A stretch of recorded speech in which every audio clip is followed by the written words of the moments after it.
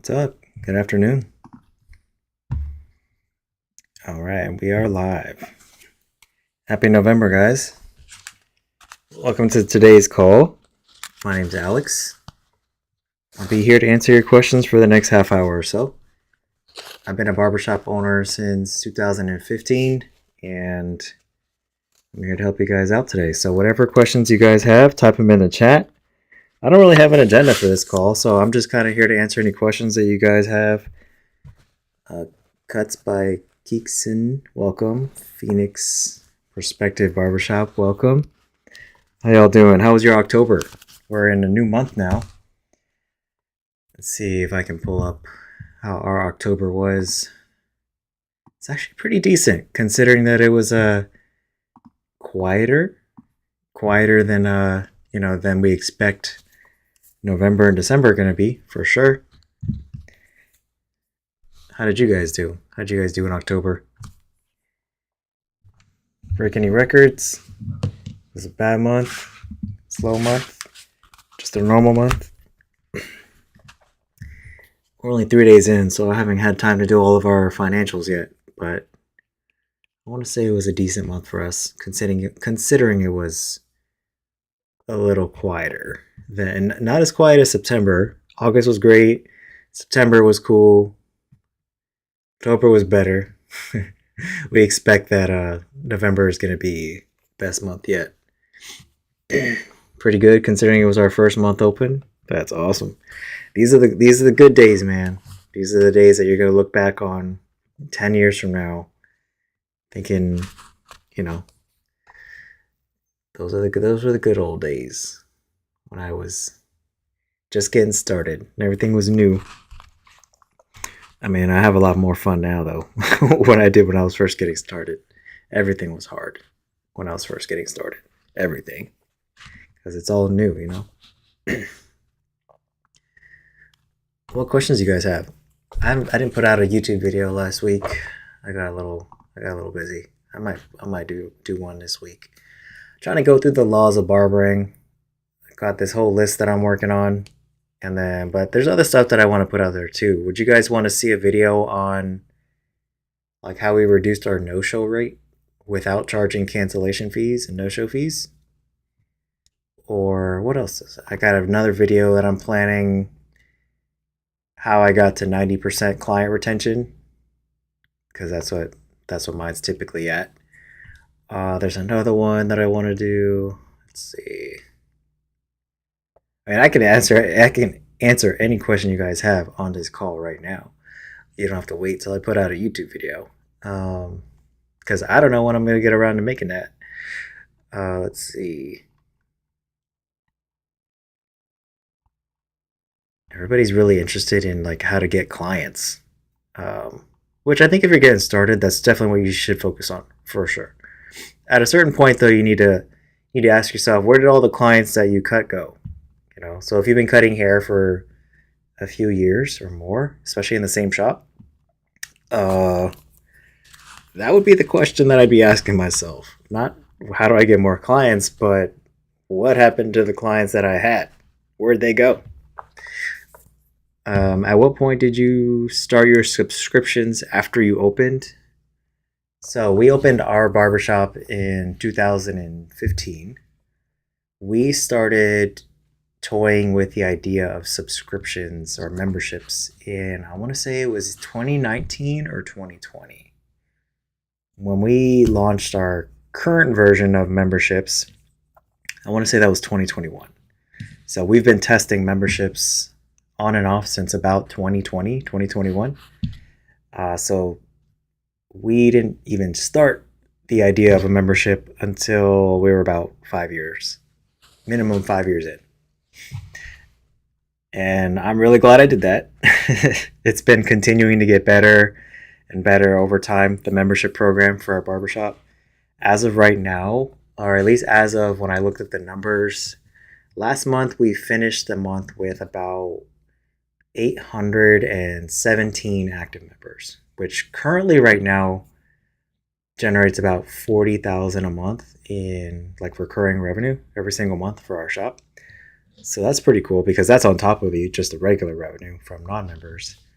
And so it's, I want to say like 40% of our revenue right now or so, maybe a little less. It changes every month, but a good chunk of our revenue comes from memberships now. And I want to keep converting that percentage so that it's a higher and higher percentage of our revenue coming from memberships. And yeah, I mean, I just love memberships. I mean, the clients love it, the barbers love it.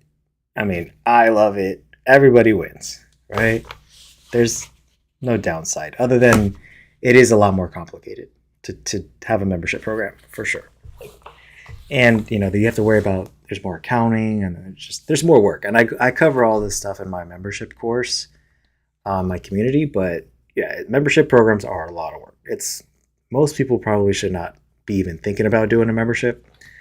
But assuming you got your pricing right, you're charging the right price for your services, your shop is stable, and you got the right software to do it, maybe you can do memberships, but I think most people would be better off focusing on the fundamentals, because memberships are definitely an advanced strategy that not everybody should be doing. It's kind of the hot thing right now, I guess, even though we've been doing this for 5 years. But memberships are hard. They're hard, man. So yeah, 5 years, to answer your question. 5 years in is when we started experimenting with memberships. Yeah, because definitely a good idea to work on the fundamentals first before implementing any kind of membership program. Because if you set up your membership the way I did, then your membership price is going to be, relative to your regular price. So if your regular pricing isn't even right, then you definitely don't want to even think about going on a membership program. Get the regular pricing down first, and then maybe roll out a membership program later on once it makes sense. You don't even have to do a membership for your shop. Like, that's another thing. Like, I do membership because I wanted the predictable cash flow. I wanted to have a reason that clients have to come back every month. I wanted a way to reward our best clients with a discount. And then I wanted a way to like lock in their loyalty basically for years. And then one day when we go to sell the business in the future, memberships are going to make the business, in theory, like way more valuable, because we can say to the potential buyer of the business, like, well, this is what we got coming in, guaranteed. So those are just the few reasons I decided to do a membership. But it has pros and cons for sure. There's a video on my YouTube channel where I cover the pros and cons of memberships. Yeah, you guys should definitely check that out. It's free. It's not just on my YouTube channel. If you're thinking about a membership program, it's definitely something you want to check out, because not everybody should do it. Like, I don't know how you would do a membership if you have a booth rent shop. That'll be a little hard, right? Commission and employee-based shops, probably a better candidate to do memberships, because you have a little bit more control over how your barbers are paid. If you have booth rent or something, it'd be a little bit harder. It'd be a little bit harder to do that. All right, what other questions do you guys have? Memberships. The memberships are always like a niche, a topic that people are interested in, though. I get it. That's why I made a whole course on it. If you guys want to check that out, if you go to my community, let me share my screen. Let's see. Here we go. This is my free community. Got a little over 3,000 people in here. And if you go to the classroom, then you can find the membership course right here. Yeah, where it says members only. Right here, where this is the newest course that I just released. So everything I know about how to create a membership program is in this community, right? Or in this course. Along with, other stuff like how to run ads, found meta, right here. Let's see what else. If you're a barbershop owner, you're struggling to hire barbers, I got a course for that as well. All that's right here. And yeah, almost anything you need. Now I'm still like actively working on adding more stuff to this community. Honestly, right now though, I feel like there's enough stuff in there. So I'm probably going to put a pause on creating any more courses. I'm probably going to just update the courses that are already in there over the next couple months. But I don't have any plans to make any new courses unless, can you guys think of something that you would like to see a course on? What are you guys struggling with right now in the shop? What is your number one challenge as a barber, barbershop owner, barber student? What are you guys struggling with right now? I'd love to know. Maybe I can give you some advice, make a course on it in the future, make a YouTube video on it. Do you guys struggle with no-shows?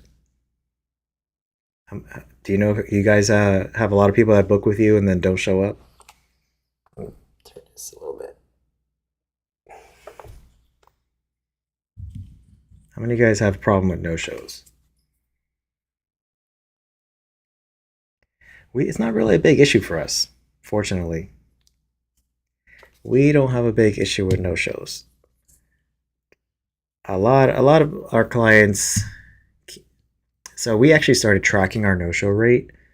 I don't know, like 2 years ago. Because I think the first step, if you're going to try to change something, is first track it to see where you are. And then you can start playing with it. Like try different things so that you can figure out how can we drive that number down, right? So that's the first step in tracking anything. So our no-show rate right now is like less than 4%. And we were able to get it down. I think we were at like, I want to say it was at one point it was like 10%. So it was really high, right? But we were able to get it down without charging cancellations and no-show fees, which is pretty cool. I'm pretty proud of that. But we do have some protection though. So if somebody no-shows on us, then they have to put a deposit. They have to pay a deposit next time they come back. But it's not forever. It's only for like 60 days. So that was pretty cool. Do I coach booth rent barbershops or W2? I mean, anybody, I think I can feel pretty confident I can help any barbershop owner, but I'm definitely going to be catering my content is a lot more catered to people that run commission or W2 based barbershops because that's what I do. Right. So that's what I'm going to know the most. And those are the people I feel like I can help the most, right? Because a lot of booth rent barbershop owners can't afford to invest a lot into their shop because you're not making as much from your barbers as somebody who has commission or hourly, right? So, and also that's what I do. I've never done booth rent, so I can't really, I feel like I'm limited in the advice that I can give to you guys. I mean, the fundamentals are the same no matter what type of business structure you have. It's going to be very similar. You're just not going to have as much, you're not going to have the ability as a booth rent barbershop owner to invest as much as like a commission shop owner can. It's just a math problem, unfortunately, right? That's the way it is, right? But you get it's pros and cons. I don't think one system is better than the other, but that's the result of the path you chose, right? So if you have a booth rent shop, you're just going to have to be okay with the fact that you're not going to be able to maybe grow as fast or invest as much into your business as the guy down the street that's on commission or has employees. And there's nothing wrong with that, right? You're just going to have to be okay with that. It's not an equal playing field, you know? But anybody that wants to help, I'm willing to help you guys. What is it that you guys have a challenge with in your shop? That's what I would like to know. There's only so I talked about this a little bit last week, but there's really only a few things that a few problems that a barbershop owner can have. You either don't have enough clients or you don't have enough barbers or you're not making enough money, right? There's maybe a few other problems, but that's really it, right? So you're always going to have one of those problems though, because I don't think there's such a thing as like you can have too much profit. That's a good problem to have. There's another good problem to have is you have too many clients. That would create the problem like you don't have enough barbers, right?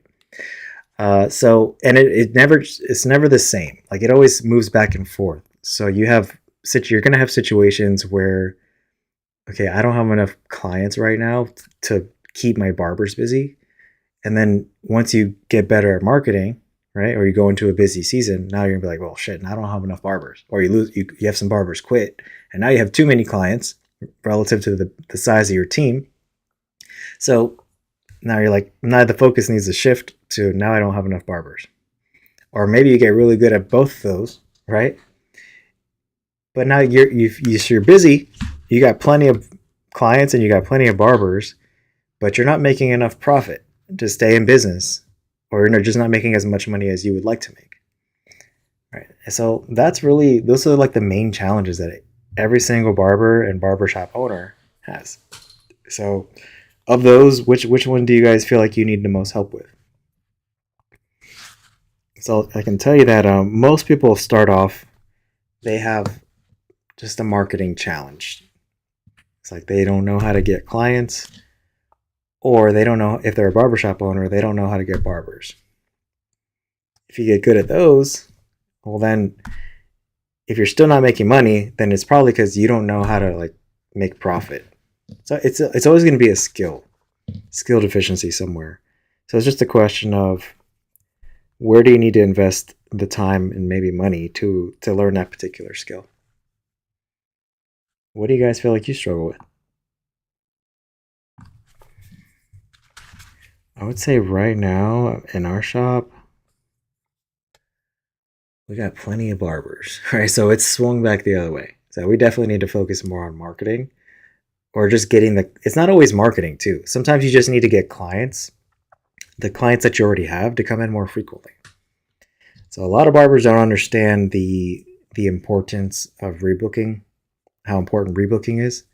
So rebooking is when you try to get your client who you just cut to try to book their next appointment before they leave. So when you do that, a couple of things happen, right? You make your life easier as a barber because you can choose when they come back. You know they're going to come back versus hoping they come back, and they're going to come in more frequently, right? Because if they're left to book it on their own, what's usually going to happen is they're going to wait till 2 or 3 weeks past when they should have came in, which means you need more clients to stay busy if all your clients are stretching out their haircuts. So if you can get every single one of your clients to come in 1 week sooner by rebooking them or getting them on a membership, then you don't need to have as many clients to stay busy. I have another video on my YouTube channel which talks about like how many clients do you need to stay busy. It's just a math problem, right? How many hours do you have available? How long do you take on a haircut? How often do they come in? From those three numbers, you can basically figure out, well, this is how many clients you need, right? And the more people are stretching out their haircuts, the more clients you need. Right? Think about a dentist. Like a dentist sees somebody like once every 6 months. So they need a shit ton of clients in order to stay busy every day. So if all your clients are stretching out their haircuts to every 2 months, you're going to need way more clients than the barber that has clients coming in every 3 weeks.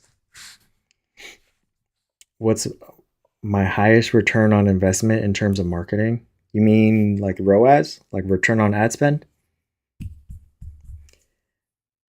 Or you're talking about paid ads or organic? Because that'll kind of determine the answer. And I'll say it usually shifts too. It's rarely the same. You know, sometimes some methods work better than others during certain times of year. Like for example, I've already noticed it with my meta ads. My ROAS is going to get crushed over the next few months, really the next 2 months, November, December, because the way meta works is there's only so much space available. Like when you're scrolling on Facebook or Instagram, there's only so much space available. And from what I understand about the platform, they're going to prioritize the people that are spending more money. So we probably spend more on ads than anybody else in our city. But it's the holidays, right? So these big brands, these $1 billion brands, are just dumping their ad budgets right now into Meta to try to get people to buy for the holidays, right? So the little guys like us, even though we're spending thousands of dollars a month, we're just going to get drowned out. Like, we're just not going to get the same kind of real estate that the people with the bigger budgets can get. So right now, probably for the next couple months, Google is going to be better. Like, Google's going to perform better for us. But normally Meta works a lot better. Normally Meta is my go-to when it comes to like getting clients. I also like Meta because, so Google is right now, the way we have it set up, at least, it's only targeting people that are searching for a barbershop, which is cool, right? These are like high intent people. But it also only targets people that are searching for barbershops, right? Where the cool thing is that Meta targets everybody, whether they're looking or not, right? And I think another benefit of running ads on Meta is that your current clients see it, right? So it in a way, I think, is helping with retention and with client frequency, because it's your current clients are seeing it. They're like, oh shit, I need to get a haircut, right? So it's almost like a way of paying, like, just as like a reminder, right? Another thing is maybe a lot of what people don't think about when it comes to marketing is reaching out to existing clients, trying to get them to come back more frequently, or reaching out to people that haven't been in a while is also very effective. And it's usually free, or just it costs some time, right? But like reaching out to people that haven't been in the shop in a while usually is a way higher return on investment than always trying to find new clients. Like, so once you got your, a good amount of clients in, good amount of people in your database, the game is now like, okay, how do I keep them coming back more frequently? Or how do I get, if anybody they haven't seen in a while, how do I get them to come back? It's so much cheaper than always trying to look for new clients.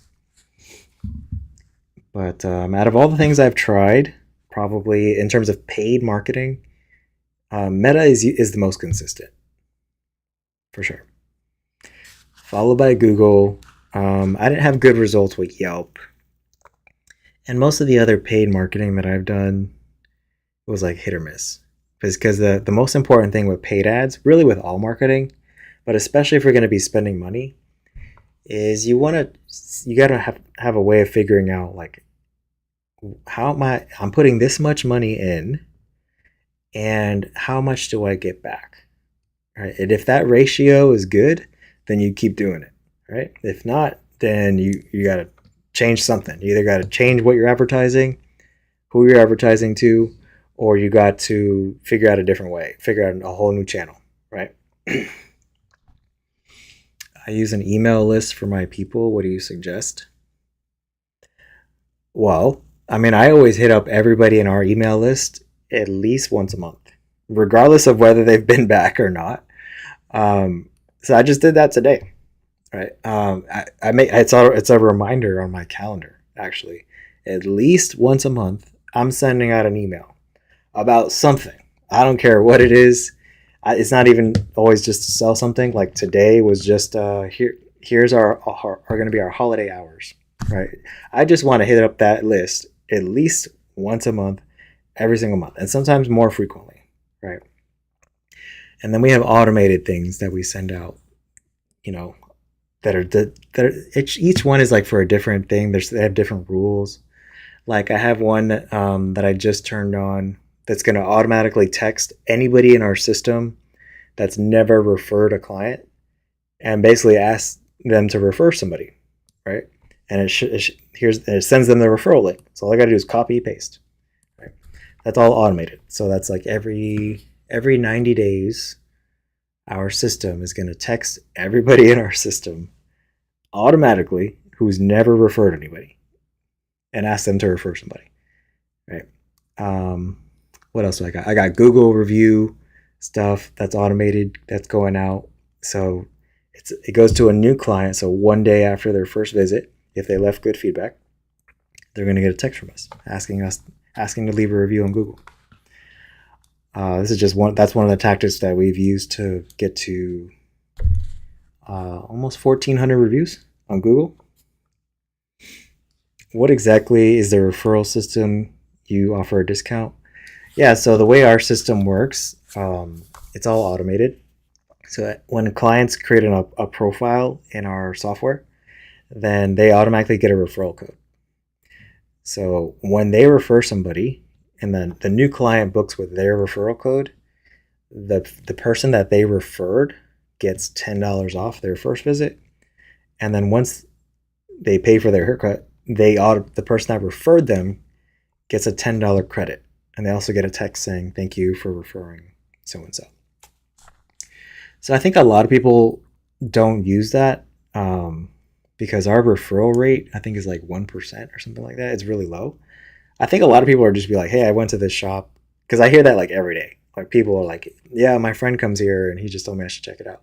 I'm like, oh, we have a referral so I'm trying to teach people how to refer people because I think a lot of people just don't know how to do it. Because it requires you that they know their code and they share the code, and then the person that books the appointment books it with the code. And a lot of people are just like, yeah, whatever. So that's the thing is like the referral program maybe is a slight push, but I think if you're running a really good barbershop, people don't need an incentive to refer their friends and their family to your shop. If your shop is that good, if you're doing a good enough job with your clients, you don't have to offer anything for referrals, and people will refer their friends and family. Think about this. Like, do movie theaters offer a referral fee if you tell somebody that you like the movie? No, not any movie theater that I've been to. But when you watch a good movie or you watch a good TV show on Netflix, you want to tell people, right? And you're not getting shit for doing it. So I think it's the same thing. That's what we want to strive for as barbershop owners. We want to be so good that people just can't help but tell their friends and family about us. And that's why I think one of the reasons why like people don't even use our referral program, like it's there, but they're just like, hey, I went to House of Shaves and I had a great experience. You should check them out. They don't even care. They don't even care about the $10 or whatever. So I think that's what you want to strive for, right? Because a lot of people talk about word of mouth, right? But the question is why aren't you getting word of mouth? If word of mouth is the most powerful marketing, which I actually agree that it is probably the most powerful, you could probably build your business on word of mouth alone if you were that good. But if word of mouth is the best business model or the best marketing, then why aren't you getting word of mouth? Because if you could just get every single client to refer you one client, your business would double overnight. Think about it. And what if you did that every single month? You would never need to run ads. You would never need to worry about marketing again. The only problem you would have at that point is I need to find more barbers because I have more clients than I can handle, which is a good problem to have if you're a barbershop owner. If you're a barber, then you just raise your prices. So that's how my referral program works. We do basically pay $20 for a new client. $10 goes to the new client in the form of a discount on their first visit. $10 goes to the person that referred them. But like most people don't use it. They're just like, yeah, you should go check out that barbershop. I had a good experience. Because we get about 300 new clients every month right now. It goes up and down. I think it was like 200 something last month, so it was a little lower than the last couple months. But that number's been consistent. I mean, all year, regardless of how much we spend on marketing. And I've spent like $15,000 a month on marketing. It's always around 300 clients a month, right? Like that's just been kind of our number lately. So about 100. It's not equally split. I want to say like it's like 200 new clients go to our south side location, which is our older one, and then 100 or so go to our newer one. But that's just been like consistent all this year at least. It's not always been that way, but this year for sure it's been about 300 clients on average, new clients every single month. What's my overall monthly investment on marketing? Right now I'm spending a lot less than I have been in the past earlier this year, because I'm optimizing more for profit right now. Right, I could probably spend 2 or 3 times what I'm spending right now. So right now, let's see. On Meta, I'm spending $100 a day, so not that much. And then on Google, I think it's like $10 a day because Google sucks. Like, at least I haven't figured out Google yet. So Google for me, I try to keep the budget really low because whenever I found that I turn the budget up, it just goes crazy and my cost to get a new client skyrockets. So Meta is pretty stable as long as I'm regularly switching the ads out with new creative. Then I can usually keep my cost down. But I was spending earlier this year. I was spending $300 a day, sometimes more.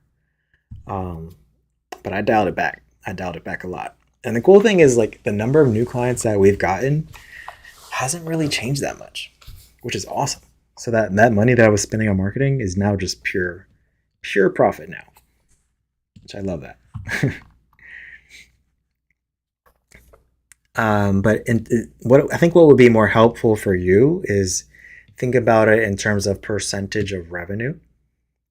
So, I think if you're trying to be really aggressive with marketing, then you can probably spend 10% or more of your revenue on marketing, on ads, which is what I was doing. I was well above 10%, right?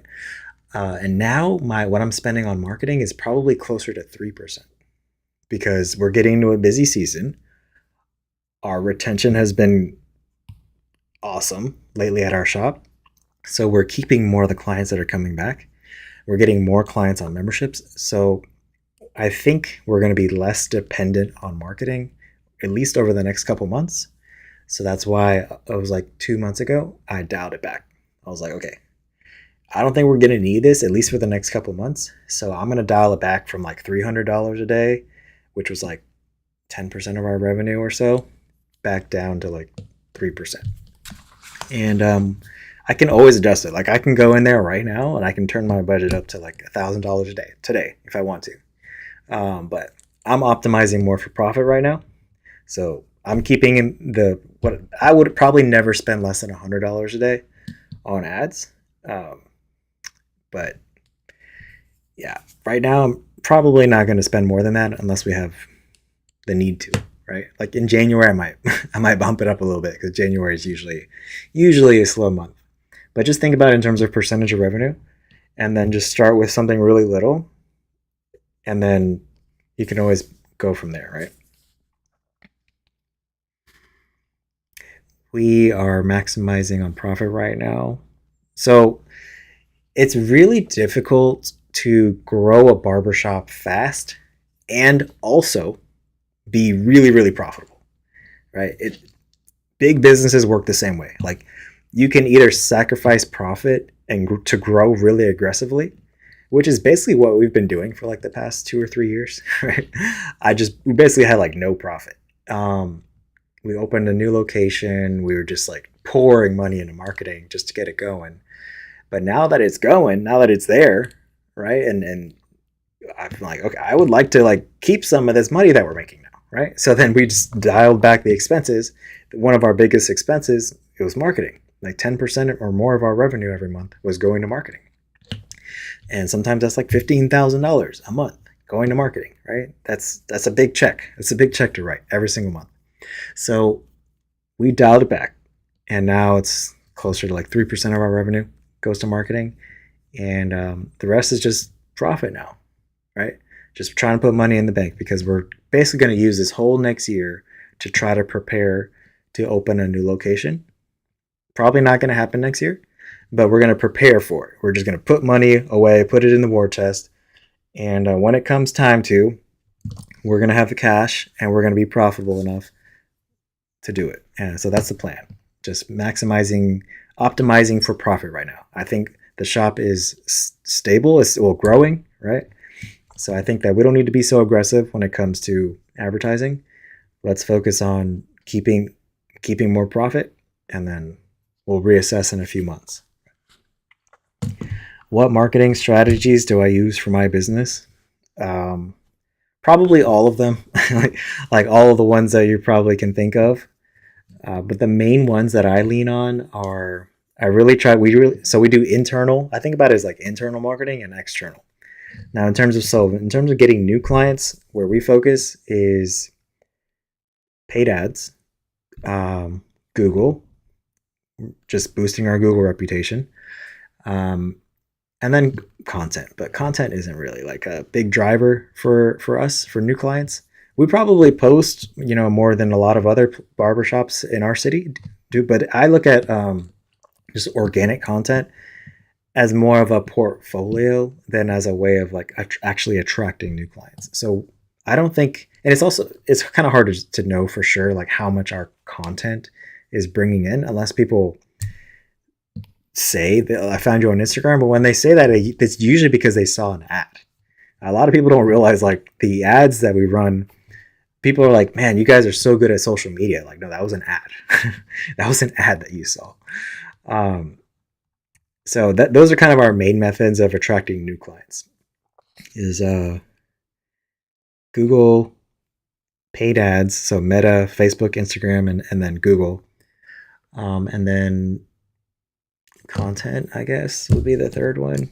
But the main one is what a lot of people don't focus on is what we've been focusing on since the very beginning, which is having a good reputation on Google, having a good website, popping up at the top when people are searching for barbershop near you, is going to be the best long-term strategy for getting new clients as a barber, right? Because the second you turn your ad off, it stops bringing clients, right?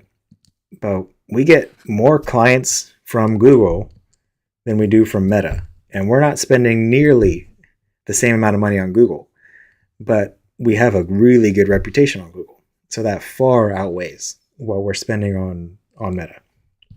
And they work really well together, right? Because somebody might see your ad on Meta or Instagram, Facebook, and then they're going to be like, who the hell is this? And they're going to Google you, right? And then when they see the good reviews, they're like, oh, that shop's pretty good, right? So all these things work really well together. So I don't think there's one marketing strategy that's like better than all the rest. I actually think they work really well together. So yeah. Explain the ad for social media. I mean, so there's a thing called Google, Google has an ad library too. But there's also a Meta ad library. And you can go to the Meta ad library. You can search my barbershop's name. And you can see all the ads we're running right now. I think there's like 6 ads that we're running right now. And they're all different. And I constantly rotate them because nothing works forever.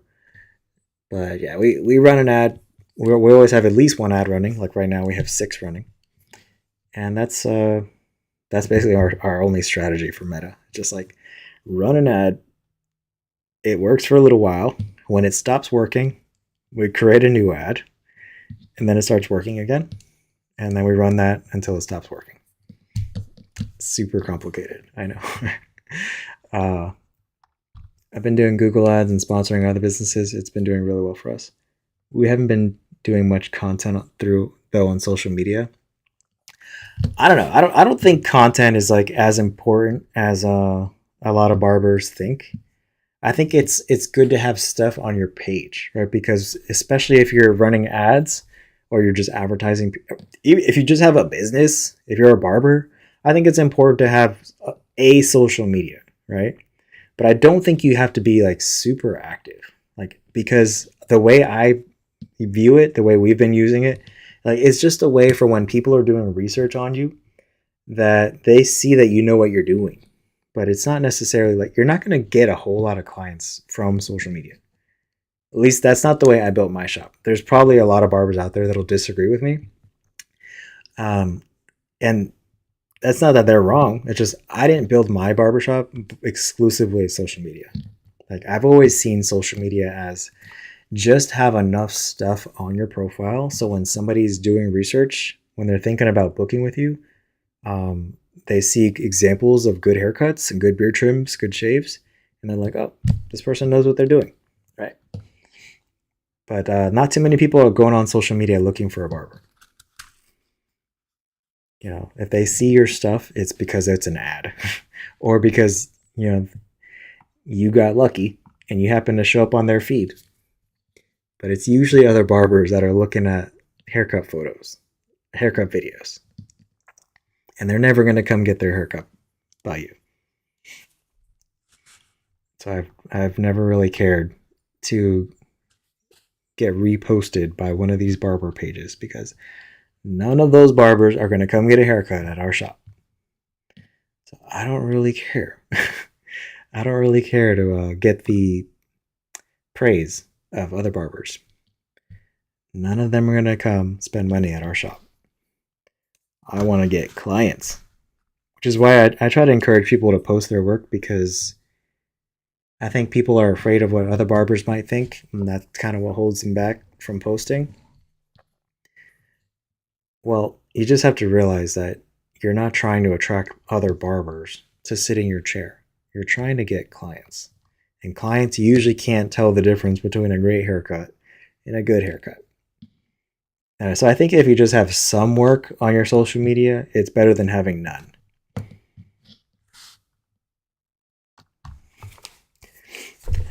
Good questions though, guys. Let's see how much time I got left. All right, I'm gonna hang out for another couple minutes. If you guys haven't done so already, there's a free community. There's a link to my bio. It's called the Barber Mastermind. It's 100% free to join. And I have courses about a lot of the stuff that you guys have asked me about today, like marketing, what ads I use, stuff like that. I have courses on Google, how to build up your Google page. If you're a barbershop owner, once you get good at marketing, you have to learn a new skill, which is how do I get barbers? I got a course about that too. I have a lot of the checklists that I use in my shop too. The things that we like, our opening checklist, how we open in the morning, how we close it. I have a whole checklist on if you're having a slow day. These are the things you can do to fill your schedule. I got all that inside the community.